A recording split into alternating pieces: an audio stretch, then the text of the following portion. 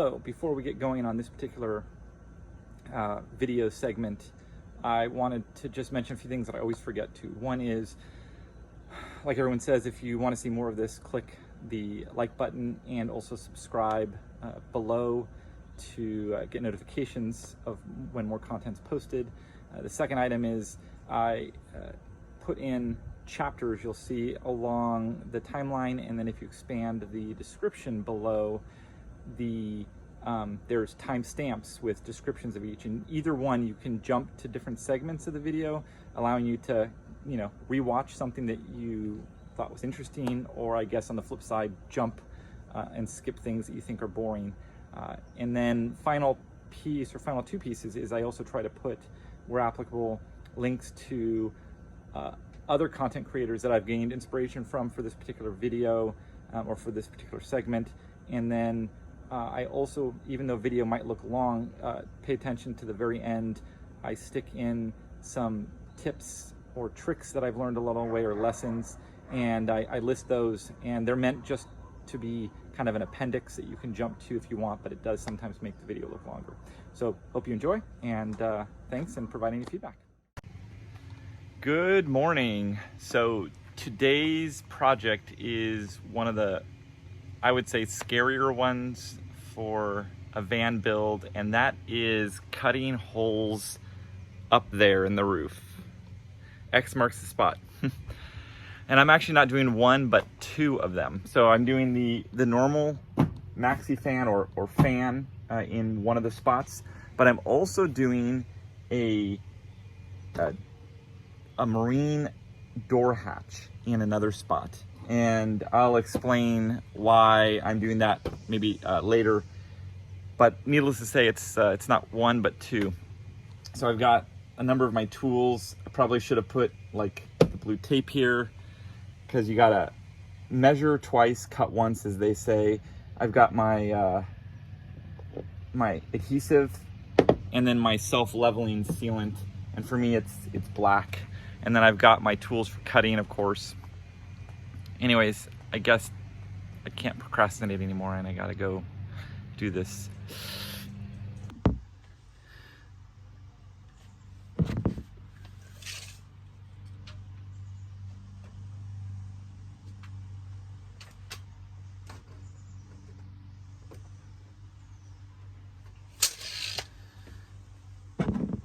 So again, never hurts to measure one more time. I'm going to start with drilling some small holes on this side in each of the corners, and then I'll actually drill a little bit bigger holes so I can get my jigsaw in, and then I'll go up on the top, and it's taped off up there as well, but at least this way I can know precisely where my spots are, and then I'll start the cutting process. I might even decide to cut down here just to be able to see how close I get to this edge. Luckily for me, it's the outside of this formed portion of the roof. So it's the outside edge of both. So it actually is this is pretty nice in terms of, it's almost like a template for me.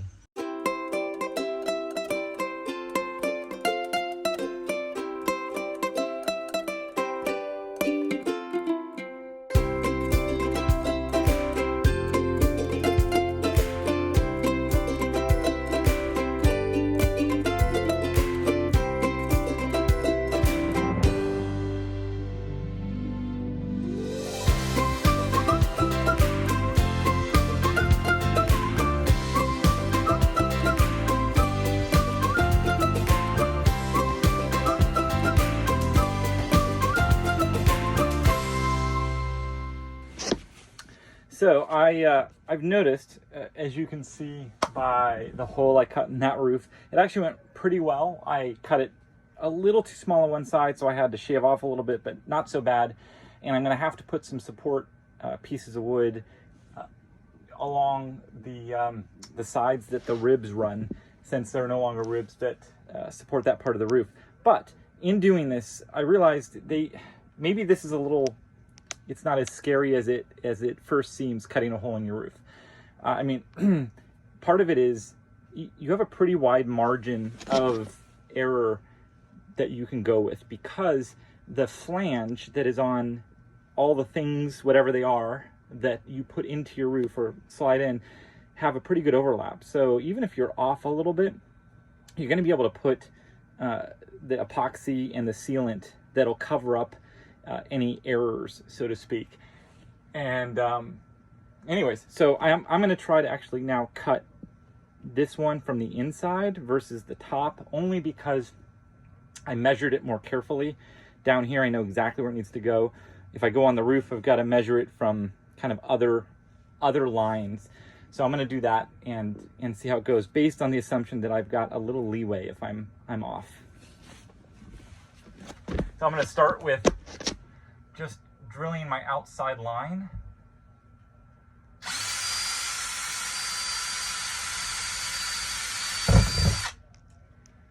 Which is this is for the MaxxFan, and it's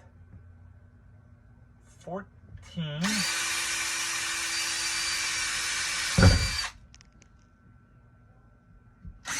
inches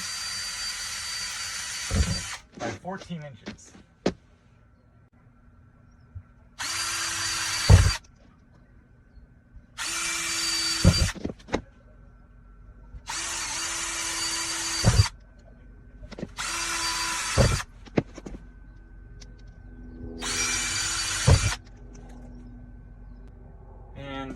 I need a little bit of a bigger, as I learned before, also to a starting point. So the first, even though I can go on this line, this first one, I've got to get a bit bigger so I can start out my drill on my jigsaw. I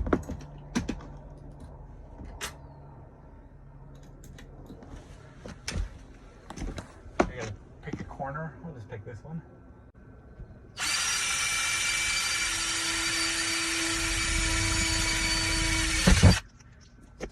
I think I learned also has to be even bigger than that, but I got to do it in steps. But and now I go to 3/8. This should be big enough. There we go. All right, now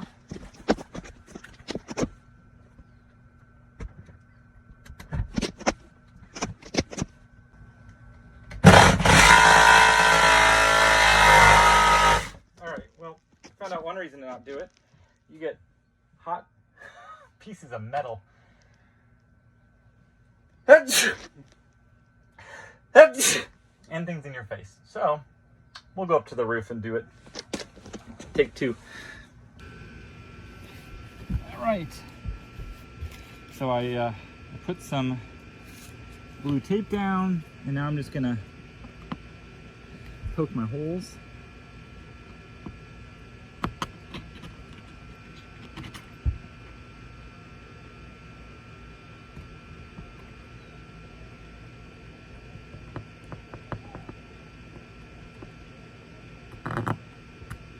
So I know where I need to hit.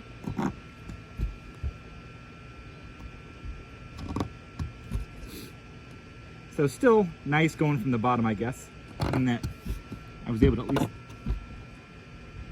get my marks. And I'll just aim for those. But again, back to what I was saying, I don't think it needs to be like perfectly straight. And I did, since the last one, I vacuumed my roof and washed it as well, because I noticed that my shoes were, just from the dirt, were creating little micro scratches on the roof, which, you know, I'm not going to see this much, but still, be nice not to have scratches.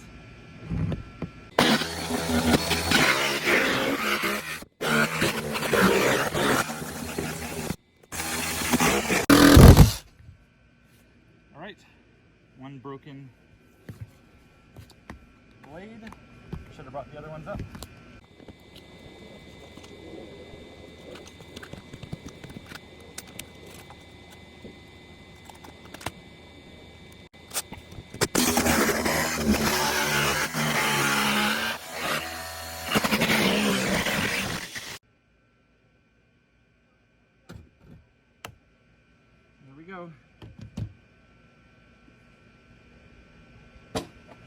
Just need to cut off some of these edges.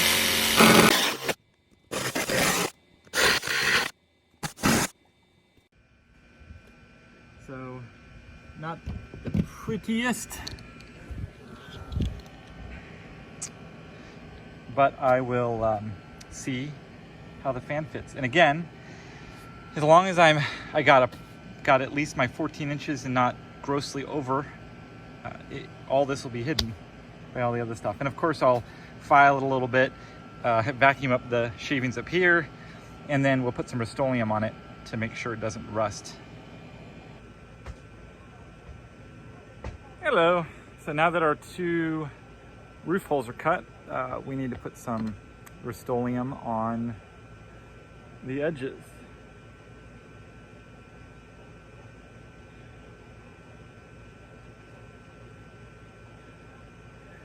I think Rust-Oleum comes in different colors, not that it matters because you end up almost always covering it up, but this one's gray, which is kind of nice.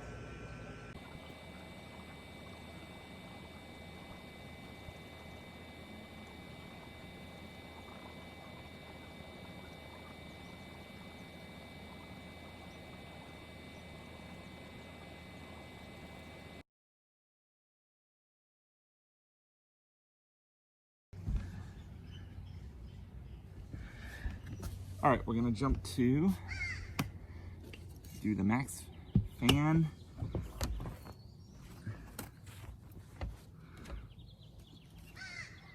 My Rust-Oleum is all dried. Just gonna do one more fit.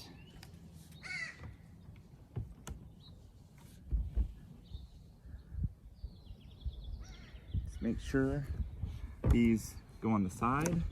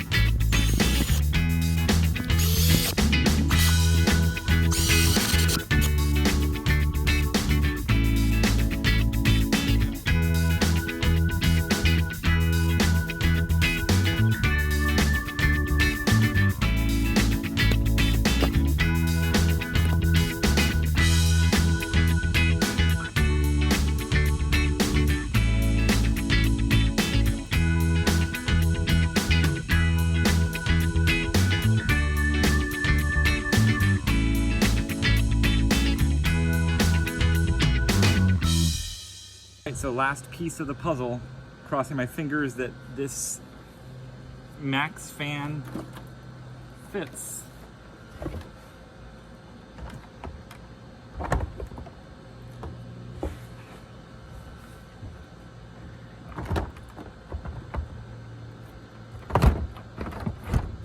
Look at that.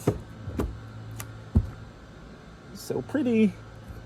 I probably will take it out just to do my self-leveling. But yay, that looks good too. So it's finally cooled down to maybe 100 now, but in the shade it's not so bad. And I was going through the process of putting in my boat hatch here, and I noticed that there was a gap underneath it of about a ½ inch, and realized it just provided too much give. There is also some give underneath because I've cut away from some of the ribs that were put into the van. I'll show you right here so you can see. And as a result, there's a bit of flex on this side. I'm gonna solve that by using a 2x2 underneath and screwing into it. And anyways, give me some rigidity there. But as you can see, I ended up deciding to go with these little things. There's nothing open today. I wanted to get some plastic for it, but I've got a timeline of needing to get this done today in order to go pick up my roof rack tomorrow. And I need everything cut and installed. So I decided to use some pieces of sample flooring that I had, and I'm just applying some epoxy underneath or some sealant and putting it down. And then I'll put a copious amounts over it, and then I'm going to use some additional sealant on the top of everything. You'll see, to make sure I get a good seal. But I think this will provide the right kind of stability I need when I screw into the wood underneath.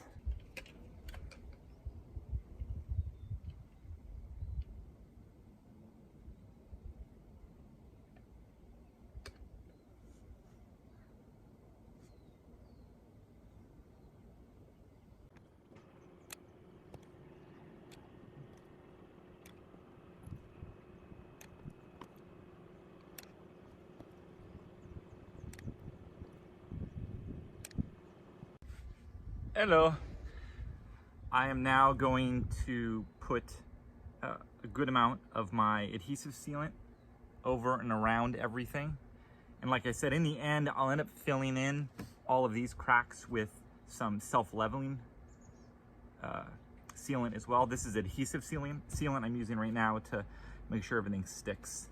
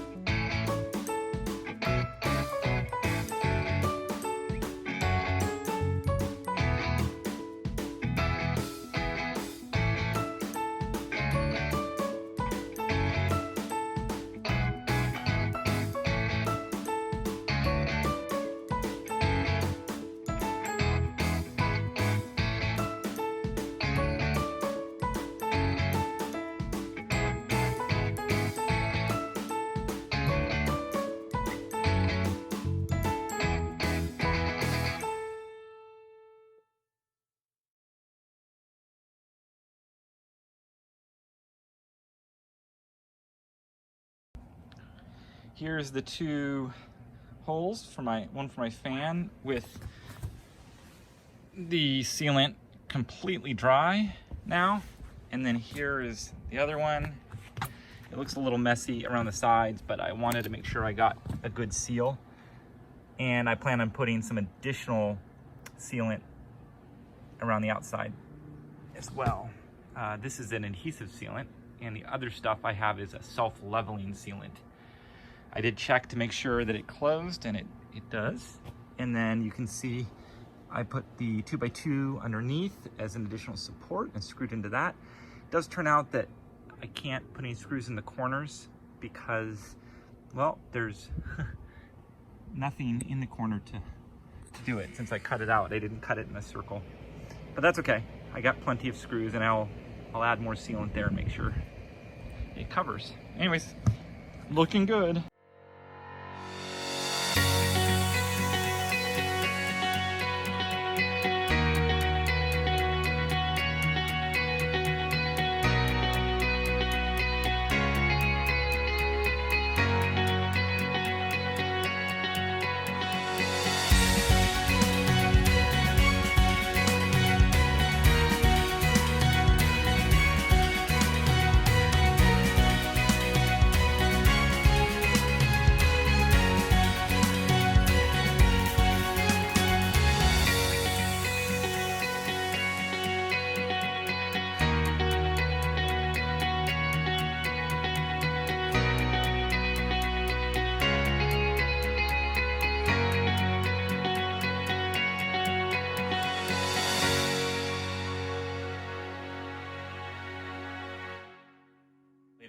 So here's the solar wires.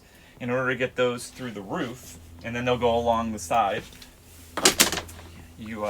there's lots of different brackets in the market, but I'm going to use this one, which is the cable seal waterproof scan strut, and we'll drill holes in the roof. Then the wire goes through that, and we'll show that in a second. And you seal it up and drill it. So the next thing I'm going to do is do pilot holes for it, so I know where on the roof I'm going to drill the larger ones. I've already marked it here. And by the way, measure 5 times, cut once, drill once.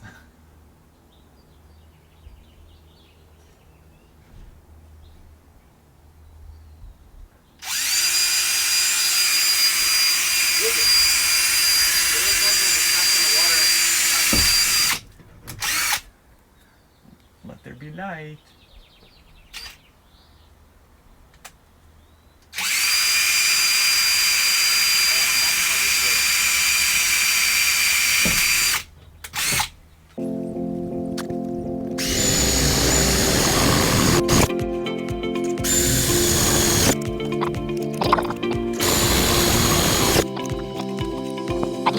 Now I need to vacuum everything up.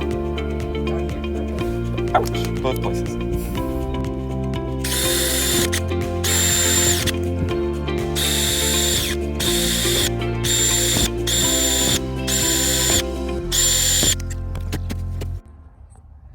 All right, so very excited right now. I just got something installed on my van that I'm about to check out right now. As you guys might remember, I finished this last night over the weekend, and the whole point to do this in time was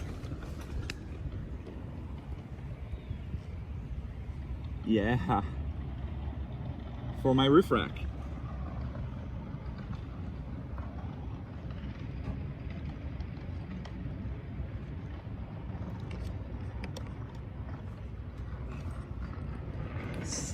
So great. And had it done by Vanco of Northern California. Great guys. They're gonna do my diesel heater as well, and my window.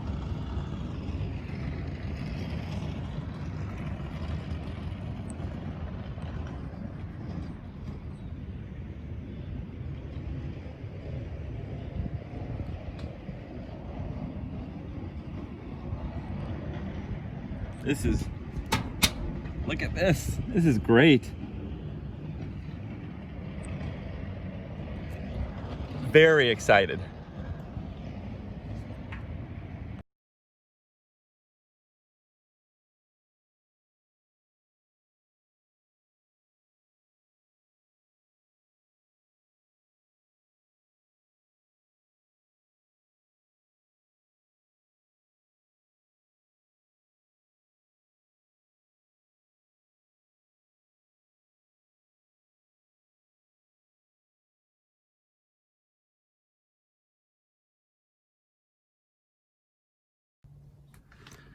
I finished installing my support braces for my roof all along, and I ended up taking a little bit of a different tack than most people. So most people will put a furring strip along the top of the rib, the roof rib.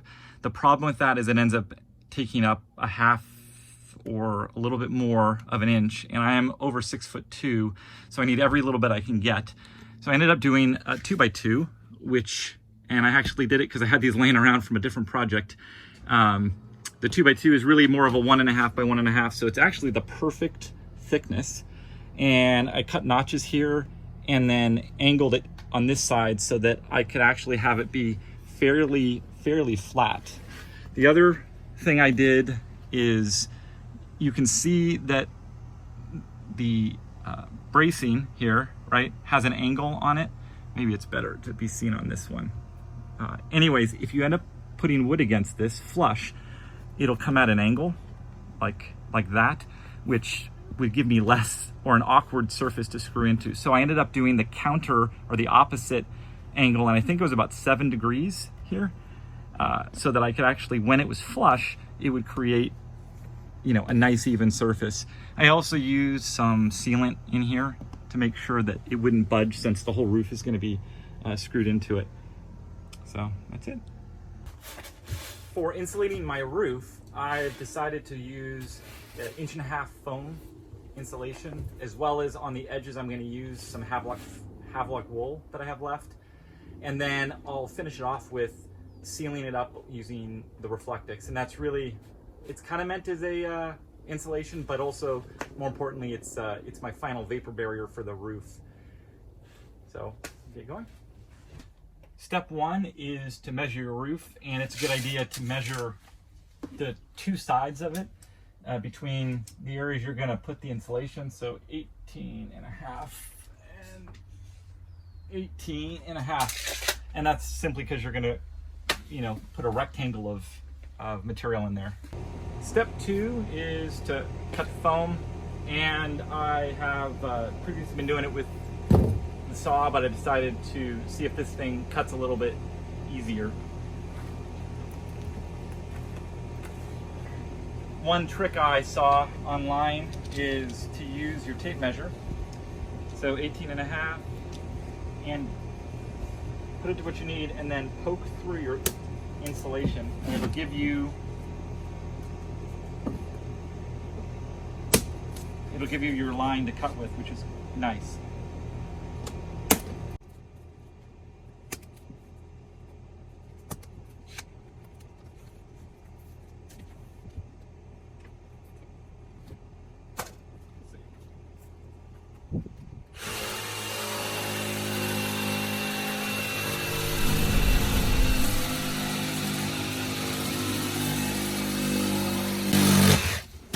Really well using the jigsaw. Step 3, just make sure it fits.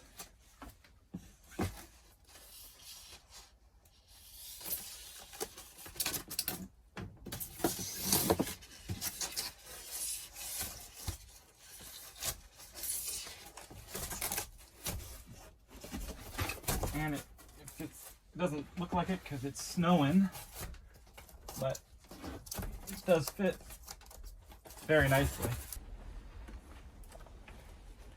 Step 4, I want to make sure I have my exits for my 12-volt wires. So I know that I measured it's 18.5 inches across from the center point.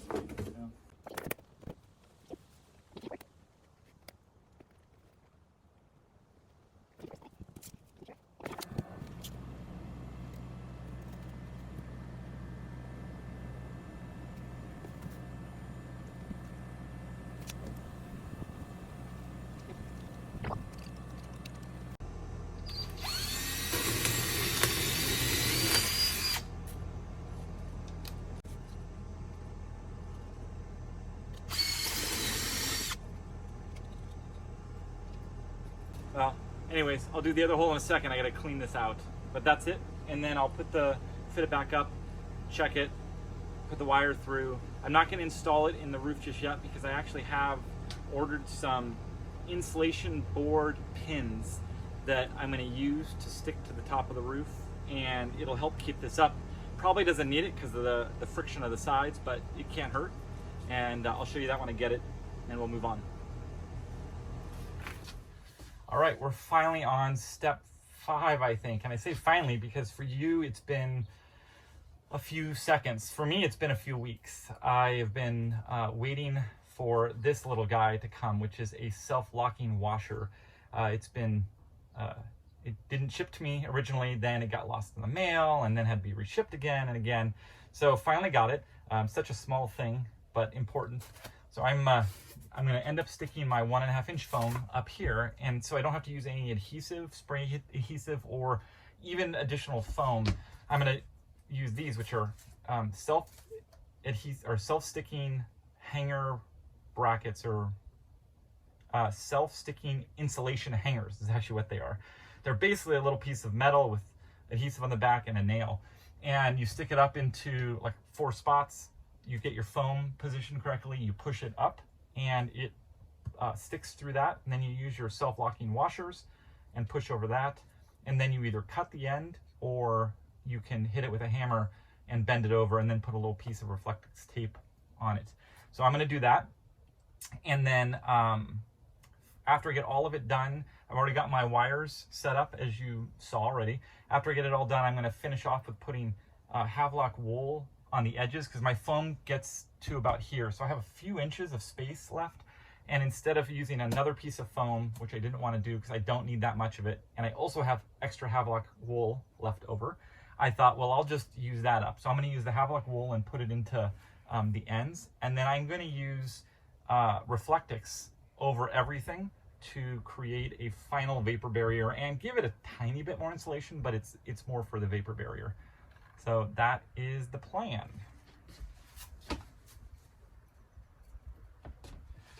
And the reason I wanted to wait until I got these self-locking washers was because I didn't want to be working around my truck with basically a series of spikes sticking down at me from all over the place, and it would only take me, you know, a second to forget, stand up and have it get me in the head, which would not be fun. And I cut this at an angle so that I could account for the fact that I got wires coming through.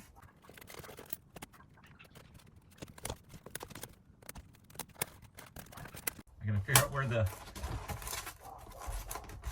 it is.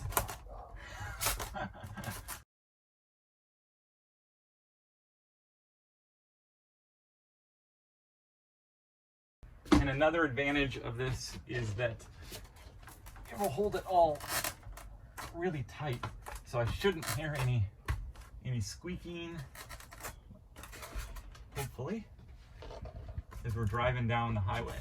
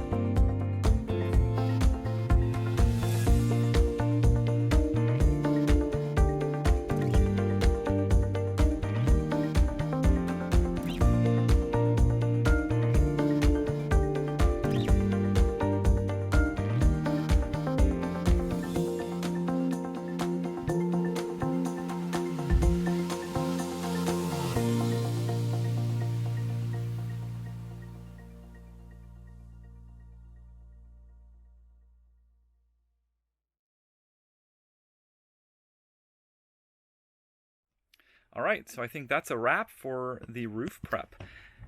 As you can see, or you have seen, we've put in the 2x2 support beams, which look like that, and that'll hold up my finished roof when I put it in. We did all the wiring. We put in 1.5 inch thick foam and then Havelock wool any place there was gaps. Used Reflectix over everything to create a vapor barrier as well as a final or an additional insulation barrier, then sealed everything up with the Reflectix tape or aluminum tape. And I will be finishing this part around the fan and the sunroof, but I'm going to do that as I install the final roof and seal it up at that time. And then this 2x2 right here, while it's holding up that part of the roof, that's only because I ran out of the 1.5 inch foam and I had a lot of extra, not a lot, but some extra Havelock wool, and I used that. This will hold up no problem once I get my finished roof in. So other than that, we are done.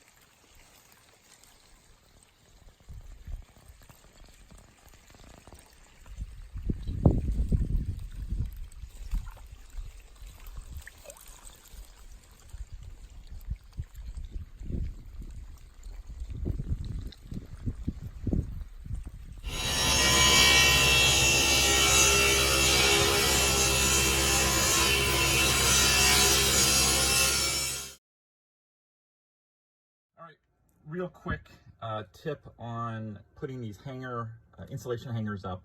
So you can still put them directly onto the ceiling first. That works really well. But make sure that when you do put your insulation, there is no gap between the back side of the insulation and where it's being mounted to. So I had originally cut some of this so that it would kind of curve around the wires, but I didn't cut perfect, so there was a little bit of an air gap up here. And what ends up happening is over time, the washers that you use for the bottoms of these and this kind of little air gap, it slowly causes the whole thing to pop off. And I've noticed that every other one I did where it was perfectly flush, the thing mounts great. So I'm gonna go back, or I went back to this one and I shaved off another inch from it, and when I put it up you'll see that I get it perfectly flush. And again, you need fewer hanger brackets as well, insulation hanger brackets.